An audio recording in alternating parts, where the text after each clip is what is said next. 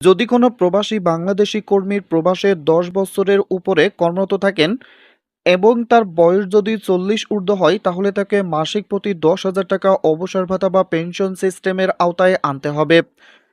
এমনকি কোনো প্রবাসী বাংলাদেশি কর্মী প্রবাসে যদি ১৫ বছর বা তার উপরে কর্মরত থাকেন এবং তার বয়স যদি ৪৫ বছর বা তার ঊর্ধ্বে হয়, তাহলে মাসিক তাকে ১৫,০০০ টাকা অবসর ভাতা বা পেনশন দিতে হবে।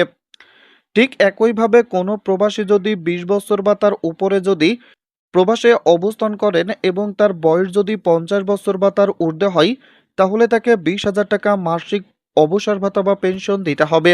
গত ৮ অগস্ট বাংলাদেশের অন্তর্বর্তীকালীন সরকারের প্রধান উপদেষ্টা ডক্টর মোহাম্মদ ইউনূস দায়িত্ব গ্রহণ করার পর থেকে বিভিন্ন সেক্টরে ব্যাপক পরিবর্তন এসেছে।